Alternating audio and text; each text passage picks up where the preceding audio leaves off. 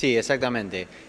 Antes de eso, Lautaro, déjame decirte que también se aprobó el presupuesto municipal en el día de ayer por mayoría, con el voto de 5 de los 8 concejales. Digo, hubo 2 dictámenes, pero el voto el dictamen de mayoría tuvo un amplio acompañamiento.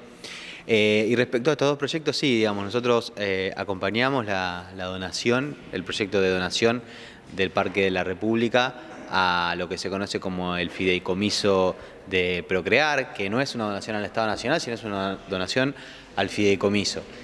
¿Cuáles eran nuestras dudas? Siempre con la intención de salvaguardar ese patrimonio municipal que, digamos, se supo conseguir a través de una ley, pero a través del trabajo de muchas personas que en su momento felicitamos y realmente nos puso muy contentos porque es la posibilidad para muchas familias villenses justamente de acceder a una vivienda y en ese sentido nosotros nunca nos vamos a oponer a un proyecto de esas características. De hecho, el dictamen presentado por nuestro espacio planteaba justamente tener algunas certezas y algunas garantías de qué es lo que sucede si esas 631 viviendas no se construyen, porque justamente se está donando todo el espacio, digamos, el terreno de lo que se conoce como el Parque de la República.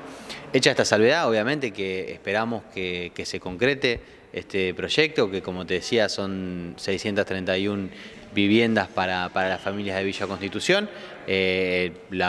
Alguna duda pasaba por el tiempo que queda, digamos, o que posiblemente queda de este gobierno nacional. Sabemos que esto no es una política de Estado, sino que justamente tiene que ver con el desarrollo de una política por parte del gobierno que actualmente está en la Nación, pero que bueno, que puede cambiar esto. Entonces, ¿qué pasa con el patrimonio municipal si se produce ese cambio? Por ahí pasaba nuestra duda, pero sí aclarar que obviamente estamos a favor de la construcción de viviendas. De hecho, las únicas viviendas que se han construido desde el Estado en la ciudad de Villa Constitución se construyeron desde los gobiernos provinciales del Frente Progresista. Entonces vaya si estamos a favor de este tipo de proyectos, ¿no? Y por otro lado, respecto de la donación también de otra parte, de otro terreno municipal para la construcción del comando, tampoco es que nos oponemos en sí, sino simplemente que queremos saber un poco cuál es la estrategia, cuál es el plan y por qué surge esta necesidad. Se comparaba con la situación del profesorado.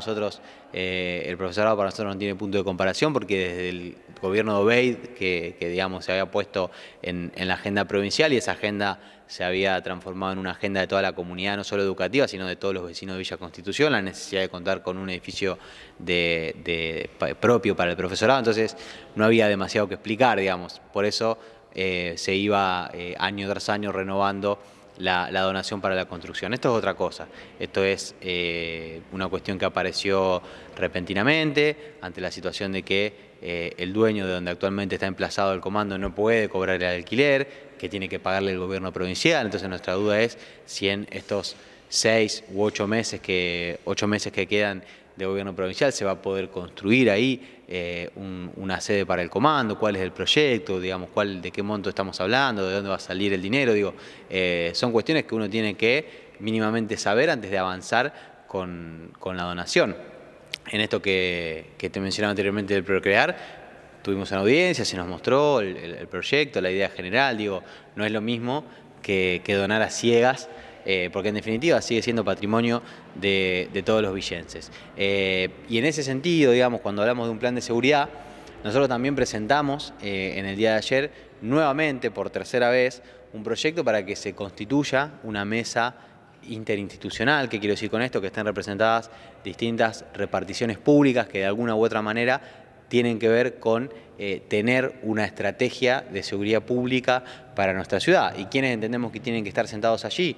El Ministerio de Seguridad, la Policía, el municipio, pero también las autoridades del Ministerio Público de la Acusación y las autoridades judiciales. Nosotros tuvimos un hecho en la madrugada de este domingo que fue anticipado una semana antes por un vecino en una reunión que tuvimos en el municipio. Entonces nosotros decimos, si un vecino tiene la capacidad de anticipar un hecho de estas características, ¿cómo no lo va a poder hacer el Estado? Entonces, así como planteamos con mucha seriedad que este tema no hay que abordarlo con demagogia, como lo ha hecho el gobernador Perotti, planteando que venía a traer la paz y el orden, una paz y el orden que parecen cada vez más lejanos. Tampoco hay que abordarlo con improvisación. Por eso planteamos que tiene que haber una estrategia, que se fije ciertos objetivos, que sea, digamos, que se pueda evaluar la evolución de esa estrategia y que se pueda ir corrigiendo y adaptando a las necesidades que tiene la ciudad. La ciudad no está acostumbrada a este tipo de hechos, como lo que sucedió también en calle General López y Pampa hace ya unos años, que desde un vehículo tirotearon a 2 jóvenes, uno de los cuales lamentablemente falleció. Entonces digo, tenemos una ciudad de otras características y no podemos permitir que este tipo de hechos sucedan. Por eso planteamos esta situación en la que de ninguna manera decimos que el intendente es el responsable de la inseguridad en la ciudad, sino que tiene que ejercer ese eje articulador con las otras áreas del Estado que sí tienen responsabilidad y que lamentablemente hasta ahora brillan por su ausencia.